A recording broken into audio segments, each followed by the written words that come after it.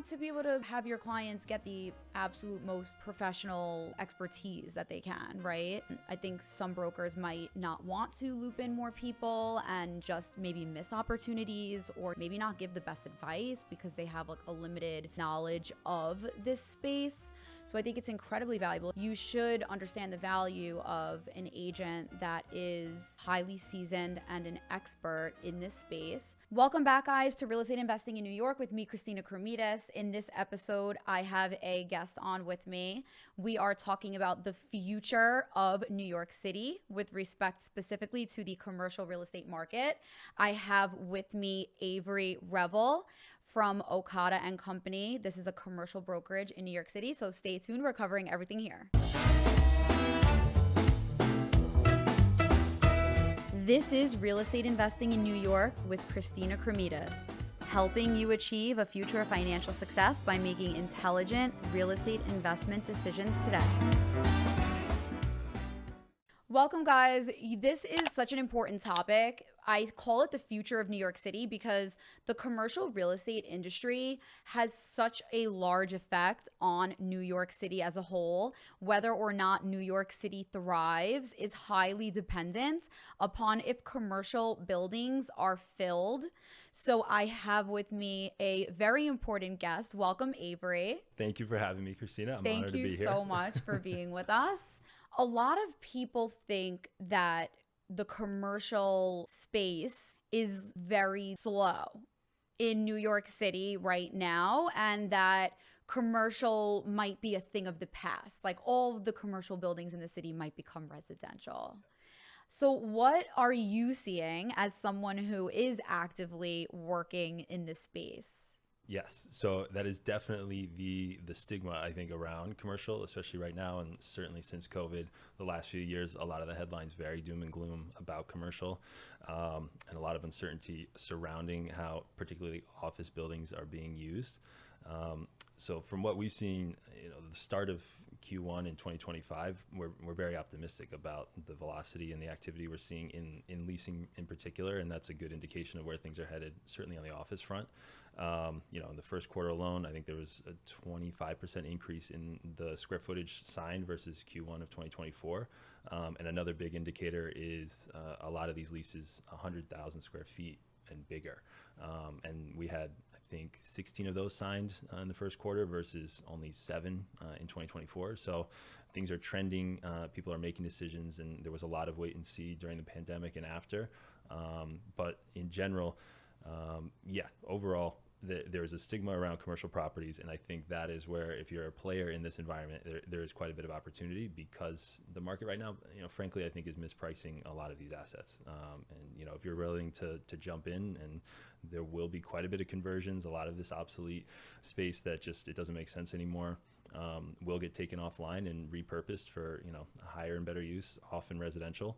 But there are buildings that still make a lot of sense for office, and the demand is there. Okay, so you're saying that pricing is up, and velocity and the amount of business going on in this space with respect to taking up space is up. Yes, so I'd say that as far as the rents, we're not seeing, I think we found the bottom as far as rents go in office.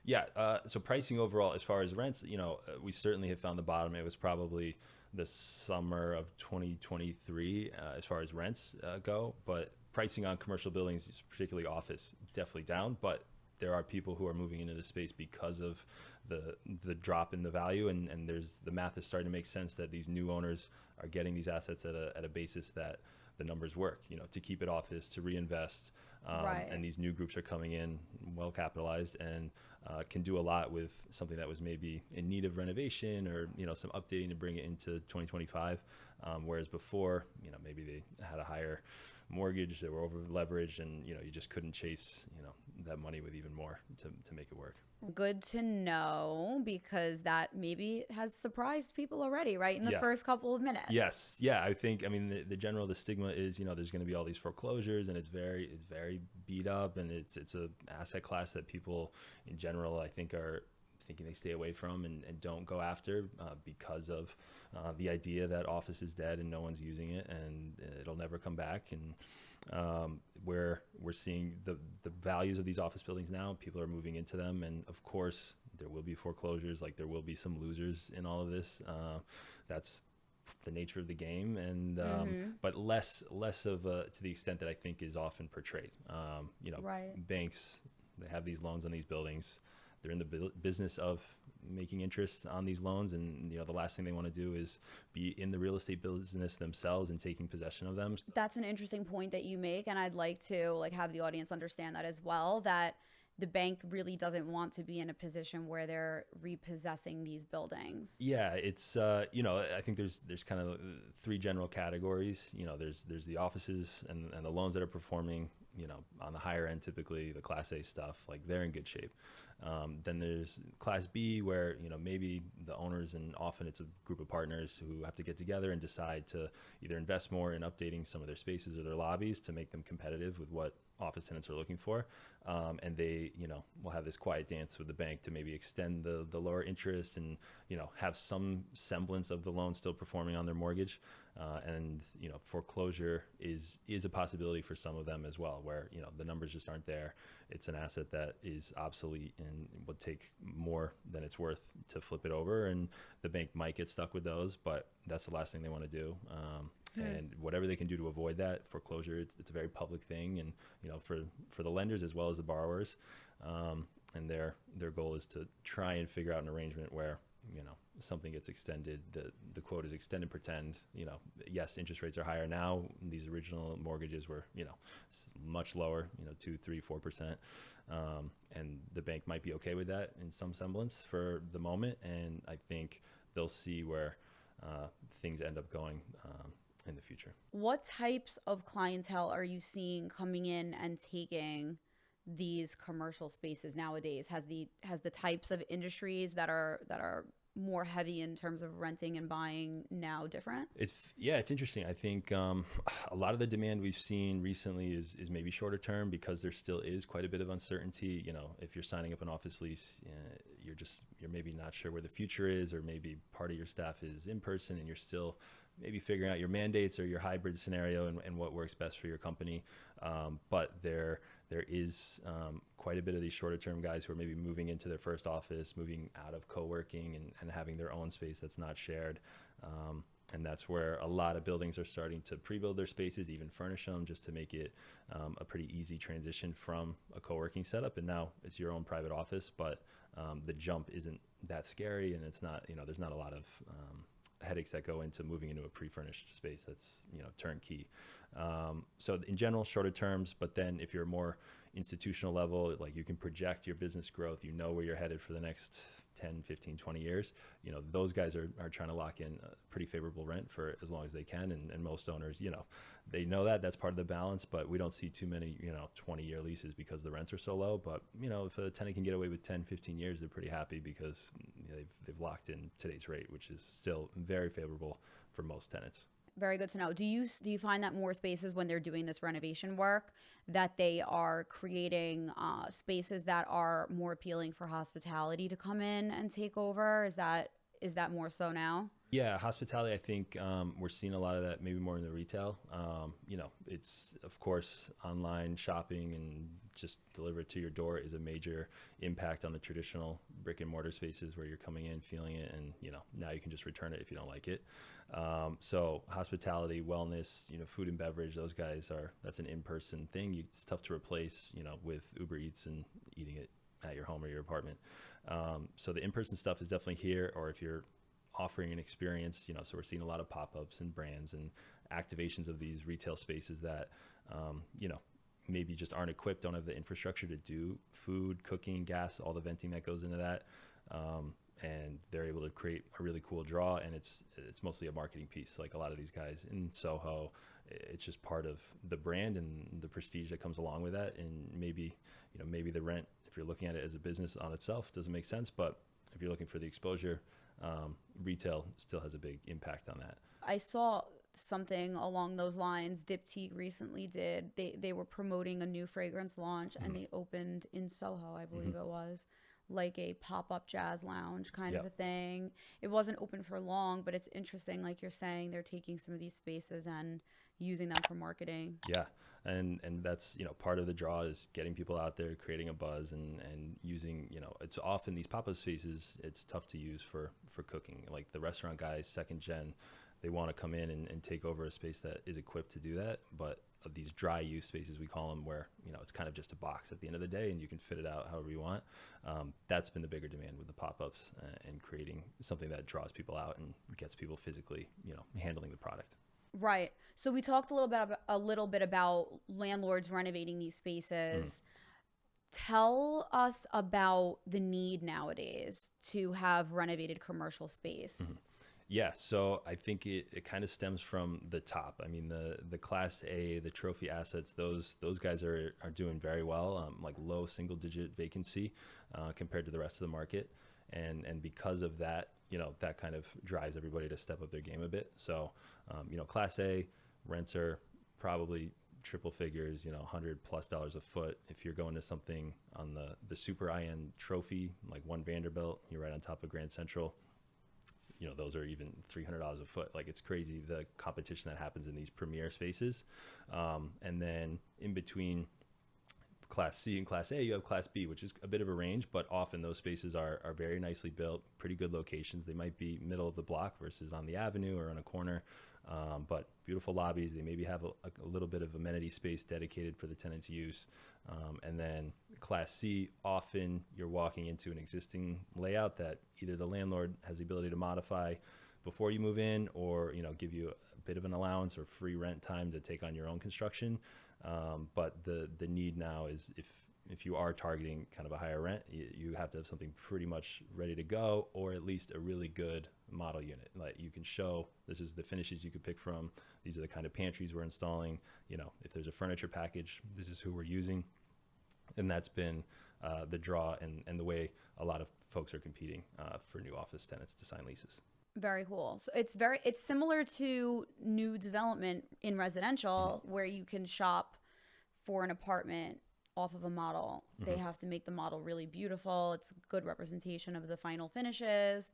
And then the hopes is that someone will buy it off of what they see there. So I didn't know that commercial works like that too. Do you find, though, that some of your clients maybe, have a tough time going from the model to the white, like just the blank slate? Is there, are there some people who just like can't get their head around it? Yeah, definitely. It's always harder to sell them off a model when you can't really physically be in your unit and like trust that it's going to end up like the model that you viewed.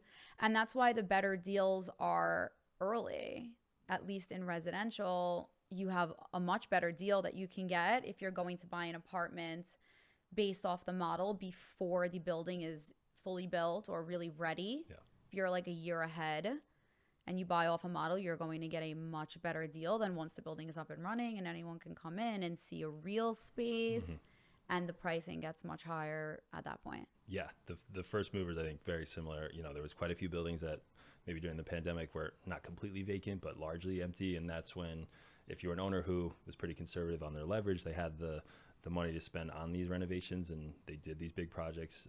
But the first movers, first few people to sign leases were getting great deals, but they were also often having to trust that the landlord's able to deliver on these renderings, on these test fits. Like they have to feel good enough about that, because at the end of the day, they're either walking into a raw floor or just something, even if it's just white box, it's still, you got to use your imagination a bit and have to really believe. Right. I know it's always interesting walking through these new developments and you're like, this is the bathroom, and it's like a metal cage. Like there's nothing there. It's like one piece of plywood sticking out of the floor. They're like, that's the bathroom. You're like, okay, great. I promise. And look at this poster I board trust of what you it's on going to that. look like. Exactly. And there's like a poster on the wall and they're like, that's what it looks like. We're like, okay, great. Yes. We're Sign us fortunate. up. We're fortunate though, like 2025, like now technology's come a long way. Like before it was just the posters and like, I hope this comes out. But now, you can mock stuff up from 3D and virtual walkthroughs. Show people what the view is like from different floors. Yeah, you can do that. So where are people, tell us some of your secrets. Where are people finding good commercial property deals right now? I feel like everyone knows someone that would take some space if they saw something that was priced well. I have a lot of clients that are always in the back of their mind. They're looking for some new space, or restaurant owners that want another location, or, you know, things like that. So where are people finding these good deals? And are there particular websites that are the best to use, or are people working with agents when they're looking for properties? Yeah, I think often, like if you're really looking to unlock a ton of value, you know, most of the stuff you're working with a broker who's in and out of these buildings all the time, you know, is talking to maybe one of their own current tenants who's either lease is expiring and they're leaving behind something that you know is beautiful and hasn't come online yet. So to find like the super crazy secret deals, you're working with a broker who's in and out of these buildings all day long and knows kind of all the tenants' moving parts before it's listed. If you're maybe a first-time tenant and you're just trying to get a sense of what's out there, you're probably on websites like LoopNet, Crexy. Those do a pretty good job of giving you a sense of what's available, but commercial is a very fragmented place. You know, there's not, again, you tell me in residential, like if there's a very centralized location, but commercial is very split up. And that's where, again, a broker is helpful. You know, you might have a sense of what's out there as a tenant, but they can tell you, unlock a lot more of what's actually available, because so many of these sites, they charge you to list, they charge you to then list it publicly. Like it's a bit of double dipping. So, you know, not everything gets posted publicly. And that's where a broker sees the full picture and knows and has a lot of these existing relationships with landlords and existing tenants, and can tell you about some of these secret opportunities that are an incredible value, or, you know, the perfect layout for what you're looking for that nobody else knows about. And I mean, you know, the best way to get a deal is not to be competing with the rest of the public. It's to have something that is, you know, a little bit tucked away.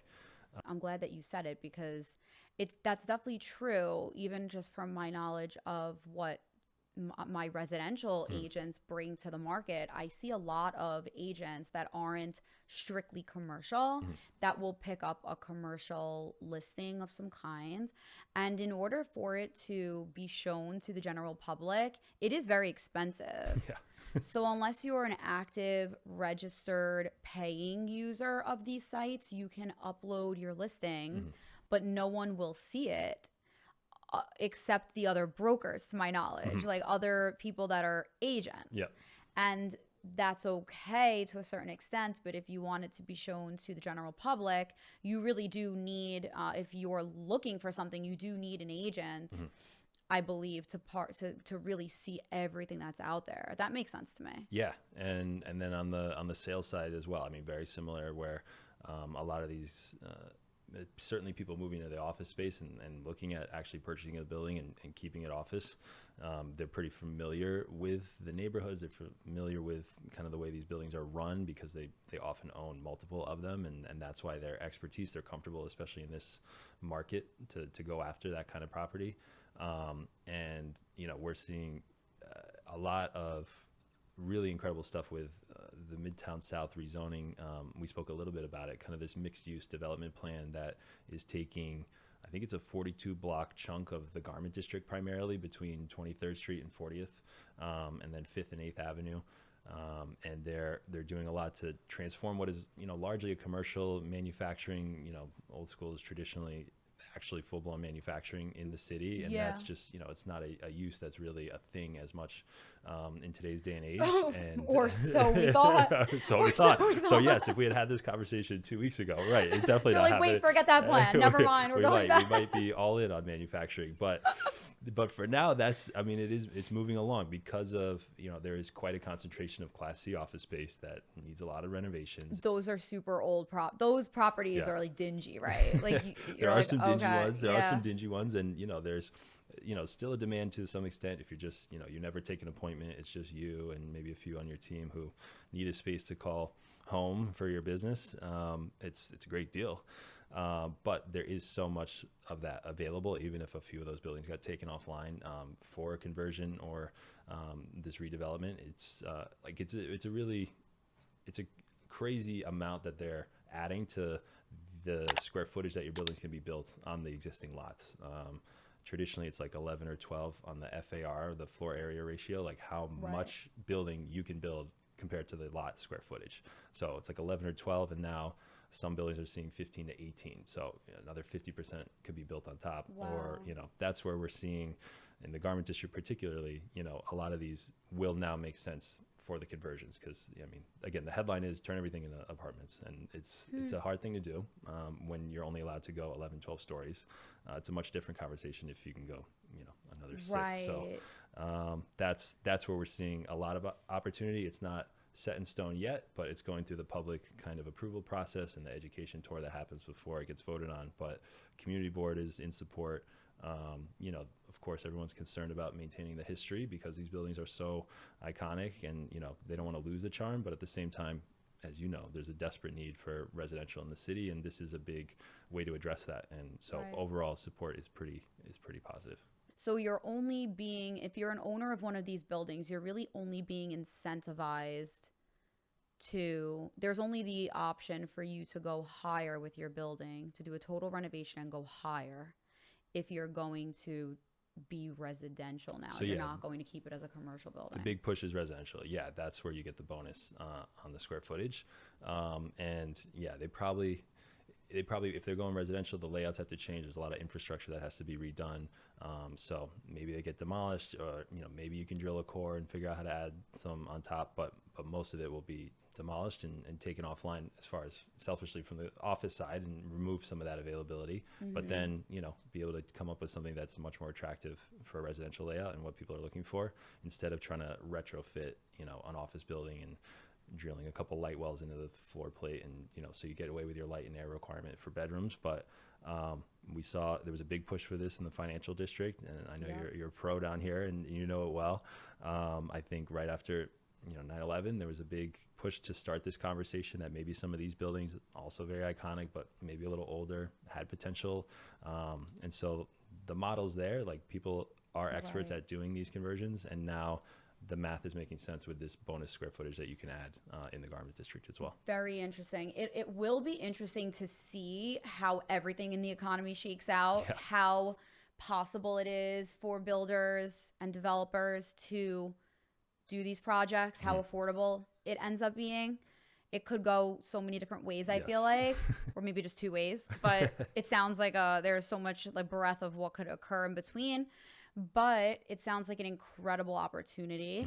And so do you think that this is a very intriguing topic for me, so I want to spend another minute on it.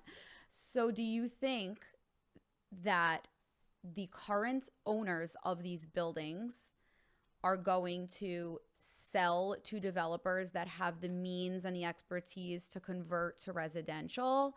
Or do you think that the current owners are going to try to do it themselves? That's a good question. There's a lot of owners who certainly have exposure to both residential and commercial, and it's just part of their portfolio to be a bit diversified within the real estate in the city. But there are certainly plenty of people who don't have a ton of experience with residential, with development. It's an entirely different game to build something from the ground up and deal with all of the approvals that go along with putting up a new building and residential. So I think there will certainly be owners who sell to developers because the value of their building just went up like crazy. Residential is a much more attractive use. They can build a bigger building. It's very appealing. There will also be buildings that are still offices and they perform well.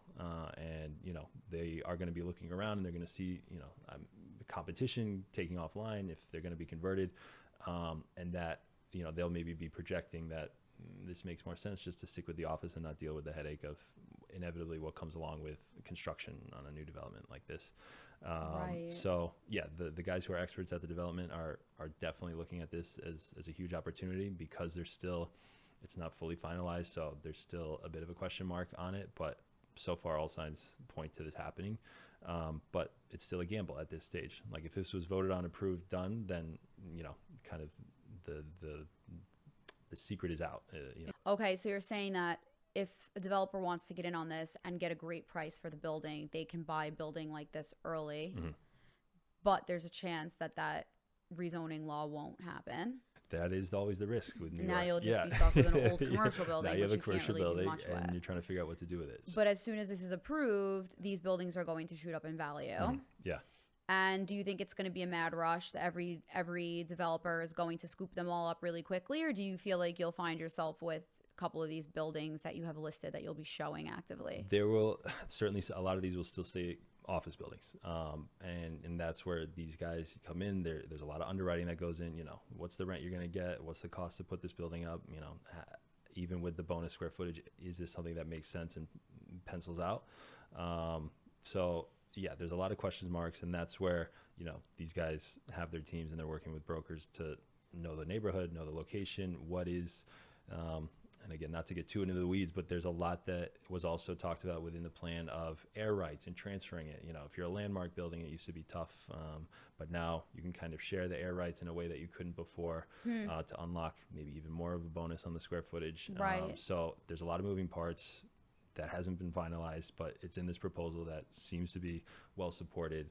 And if that all shakes out, then there's a huge opportunity for these buildings. Very, very interesting. I feel like there will be a lot of people calling you after this episode.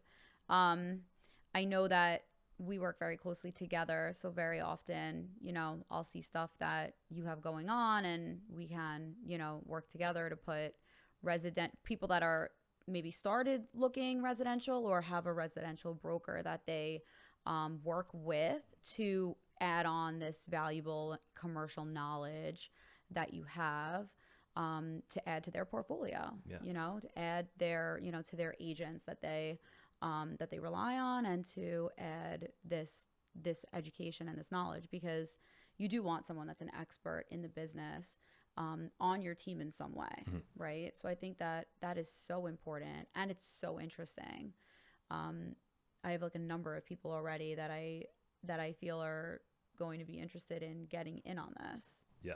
No, likewise. That's where, we stay in our lane as far as commercial, and we double down, and that's our focus. And then, we also see it on the other end where people will ask us residential questions, and I'm like, Christina, what is this guy talking about? Like, what? No, definitely. I mean, and if you're an agent listening to this, a residential agent listening to this, you should definitely make friends with Avery, because every residential broker needs a commercial broker friend, like a good, trustworthy person that there's endless commercial questions that come up, and endless things that a residential broker will find themselves needing to do in their own space. That is so much better if you have, a partner or a friend in the industry that is close to it. And you want to be able to have your clients get the absolute most professional expertise that they can, right? I think some brokers might not want to loop in more people and just maybe miss opportunities, or maybe not give the best advice because they have like a limited knowledge of this space. So I think it's incredibly valuable. If you're a broker or an agent listening to this episode, get in touch with Avery, right? And get your commercial agent partner. And if you are a potential buyer or renter, someone that's interested in the commercial space, getting into it yourself, or a landlord, you should understand the value of an agent that is highly seasoned and an expert in this space. You can talk to your residential broker friends and ask them if they have referrals, if they have someone on their team that they partner with, that they work with, like I do. And you should definitely make sure you're getting the right advice, right? There's a lot that can happen when you're getting into commercial, that if you're not familiar with, you can kind of can kind of go wayward. Yeah, we were talking about it the other day with just like basic lease stuff, like it's a totally different language, and I'm sure, residential contracts, I almost no idea what goes into those, and that's where I need you, Christina, to leverage that relationship and expertise and something you live and breathe every day.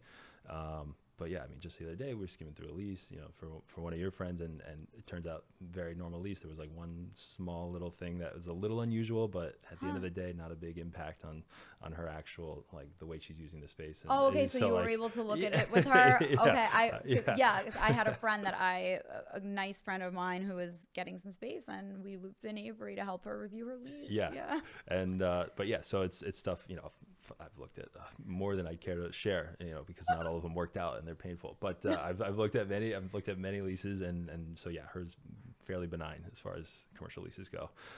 But in general, yeah, we value these relationships because, we have our area of expertise, but then, real estate is such a wide world, and there's a million different ways you can go after these deals and different areas and people focus. And that's something we've been able to leverage. And, I think the mentality of holding it and keeping it to yourself is limiting, and, you'll miss out on quite a bit if you're not taking advantage of the knowledge and the experience of others. Yeah, definitely. Thank you for the color. So I feel like we have people drooling right now because we told them that there are good deals to be had in commercial. Then we told them about this crazy rezoning legislation that might come about, which will potentially have many more units become available that are a great investment opportunity. So how would someone, let's say there's someone that has some money that wants to get into the commercial area and they're looking to qualify for a building of any size. Mm-hmm. What does someone need to qualify? Is it the same as residential? Is it different? What do they need to qualify in general for a commercial product if they're looking to, I guess we could talk about leasing it, but also I'm very interested in buying it. I have a lot of clients that are looking at buildings actively right now. What about construction loan, right? Like if it's a place that needs work, now we're talking maybe construction loan. I don't know 100%, but that's what I would think. Tell us about that. So in general, if you're looking at a building, you're looking to purchase it, and you're maybe just an investor, you have plans for it, develop it, keep it as the current use, and just kind of add some value. Most of those loans are it's a mortgage, so relatively speaking, it's similar to residential in that respect. You're going to go to the bank, you're probably borrowing 20 to 35% of the value of the purchase, and then the rest. They'll look at your financial backing. Often in commercial, if it's a boutique building, you might be the only owner and not have to share with any partners or deal with the committee that comes along with some of these bigger ones. But if it's a larger building, you probably want these partners because they have an expertise in the construction development. They just know the neighborhood inside and out. So often we'll see partnerships get formed, but that's maybe an attorney question. So next guess on how to structure that. But the value that you have to come up with, 20 to 35% on a traditional purchase. If you're a user, like if you have a business that it makes sense to own a 6, 7, 8, 12-story building, and you're going to take advantage of it for your business and your team and actually use the entire thing, you can probably get away with 10% of the value, and they're going to look at your business financials and projections and make sure it supports this kind of a purchase, but you can get away with a little bit less as far as the down payment up front, because you're in it, you're using it, it's part of your business. Construction, it's a little more open-ended, and that's where relationships are important. The bank is going to want to know what's your plan, where's this money going, who's on here executing with you, do they have a track record in this space, and that is especially in commercial and often the uncertainty around the market today, they're going to want to know that you've got everything buttoned up and a real plan to execute and the people to put in place to do it. So yeah, that's where teaming up with folks, partnering, that's something that people should definitely leverage. If it's maybe a first time, like there's ways to get in on these deals as a partner, and maybe you're not calling all the shots, but you learn and you get experience with maybe the first one and kind of understand how these things work. But there's also plenty of boutique buildings that are much more manageable, and you could get your head around it for maybe a first time buyer in this space, just because it's a little more manageable. Makes sense. That makes sense. So if you're buying something that needs work, you can borrow money to do that job, to get it going, but you do need a real business plan built out. You need a real business plan, but there are, quite often, because maybe the bank has taken control of an office property that can't be converted for whatever reason. It's carved out of, there's no other use for it. It has to be commercial, and it's going to stick with office.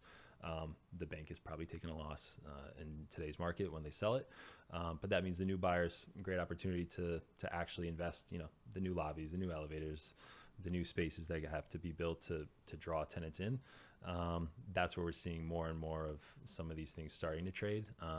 And, for the spaces that are renovated and updated a bit, there's a real market for it, especially in I would say Class C. You're getting a great deal. You don't have to do a ton.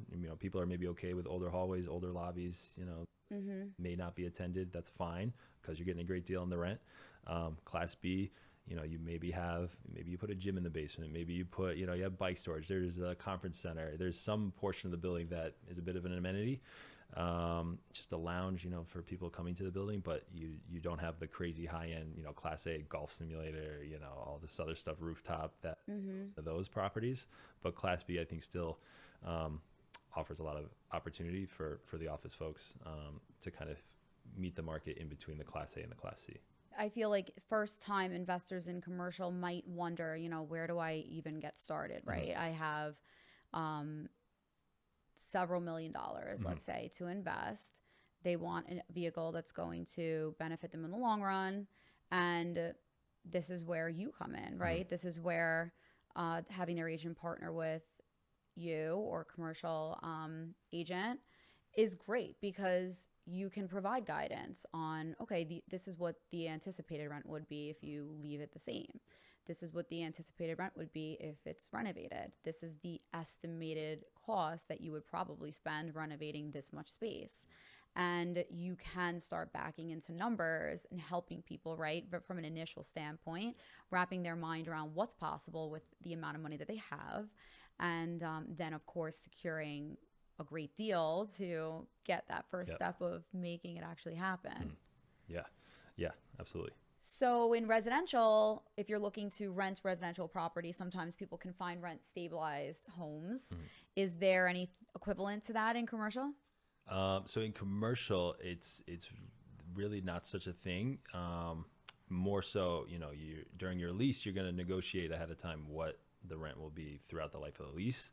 And then depending on the deal, you can also negotiate an option often, given how much rents are discounted at the moment. Commercial leases, particularly office and retail, they're your escalations, like your annual increases, are often negotiated as part of the lease. And then depending on how long the term is, you might also have an option, if the tenant wants to stay beyond the first 5, 10, whatever years, staying beyond there, the tenants, of course, want to try and lock in that continued escalation or fight for a reset. If the market's suddenly tanked and the rent's lower, that's part of the negotiation and the debate with the landlord. Of course, the owner wants to lock in as high as possible, and the tenant wants to keep their base as low as possible.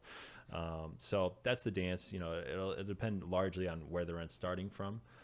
If they're going to give you a huge discount, initially, maybe they're less happy to give you a pre-agreed to rent, after your initial lease term expires. But for the most part, you're able to project. It's not, not year 2, we jack the rate up 50% and, surprise, it's free for all. Right. You've agreed to this kind of upfront. Okay. All right. Makes sense.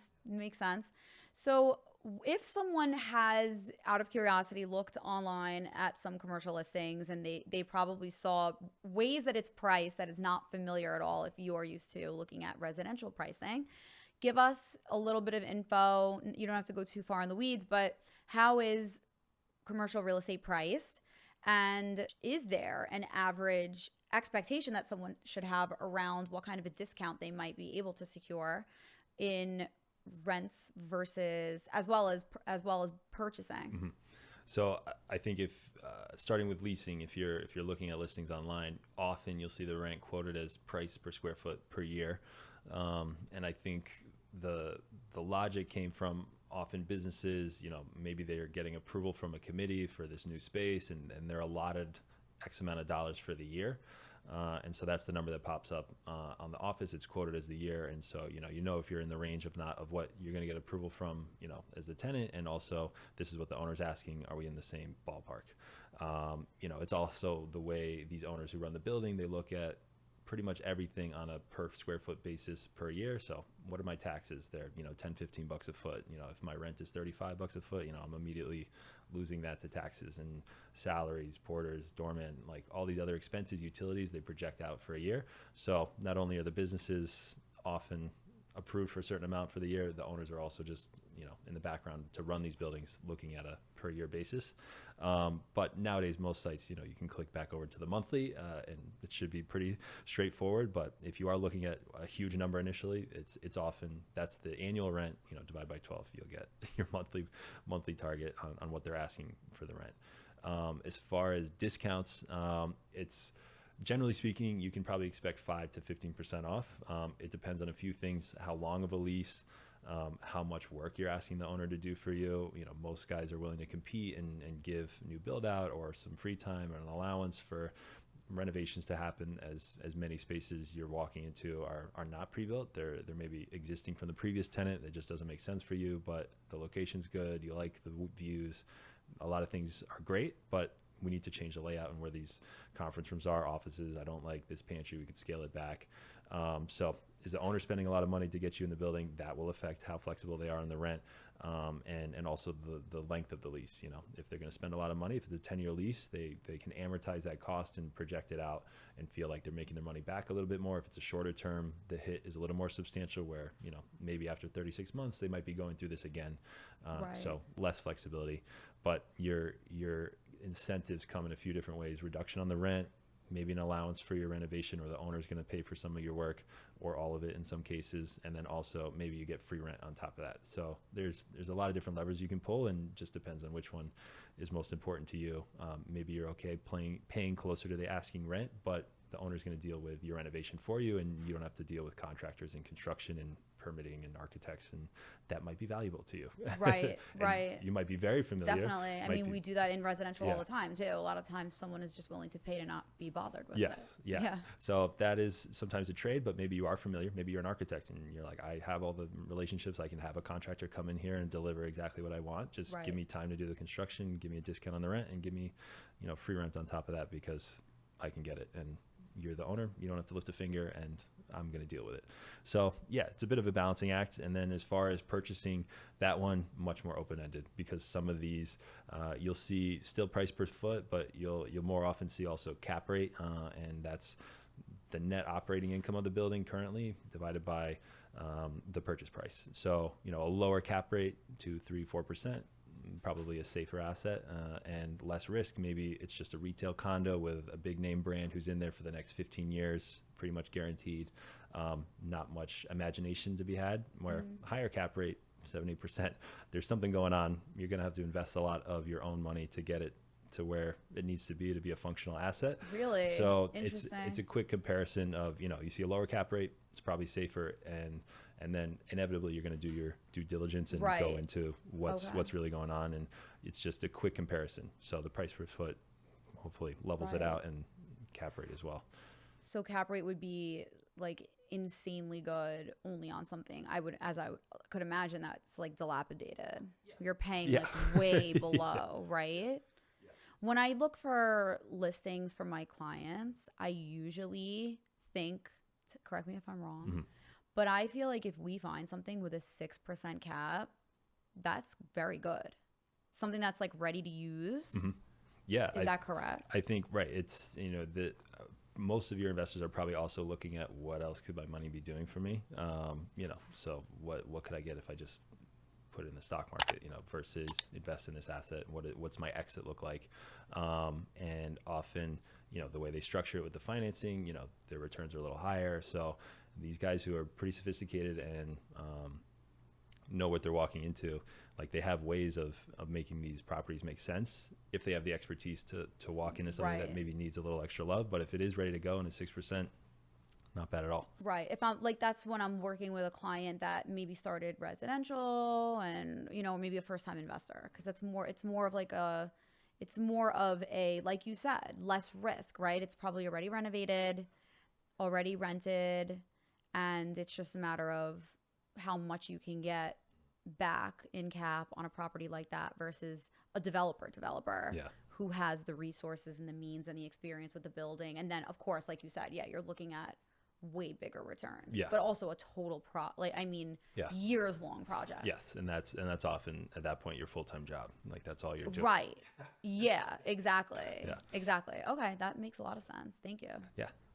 What neighborhoods are you currently seeing the best deals for commercial? I think it's still primarily the garment district, just because there is such an opportunity that is looking like it's going to happen. And often, you know, when we say opportunity, there's usually a lot of investment that has to happen, and quite a few of these buildings that are currently in need of some investment. And, you know, we need to shake this up. And that's where this mixed use rezoning plan has gotten so much support because of the need for residential. And then as far as just neighborhoods in general, things like Nomad, like we have seen some new office constructions go up in there that have been very popular because it's a great location, a lot of tech firms, it's a younger crowd. There's demand for this, sure, there's some hybrid in there, and, maybe everybody's not back in 5 days a week, but, you need an HQ, and, for the 2-3 times where you want to meet, you have a physical presence, and it's, everyone can get to it. And also, you can go downstairs and you have every restaurant at your fingertips, and easy access to transportation in a brand new building, which is kind of fun. So we are seeing people still leaning in and going after office buildings, even, despite all the headwinds and stories we hear about it. But yeah, that's part of the balancing act. What is the future for office? We're seeing more and more of these mandates. It's maybe not 5 days a week, but we're seeing a lot of 3 and 4. And at that point, you can't be downsized if everybody's in the office 3-4 days a week. You have to be close to, 100%, 100% of what your team looks like headcount wise, being in the space at one time.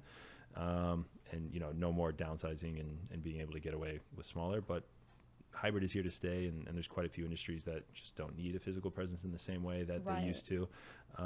So it's all the balance. And some companies are saving money and taking their headquarters out of New York. Mm-hmm. Would you say that you're seeing that, or is it very small?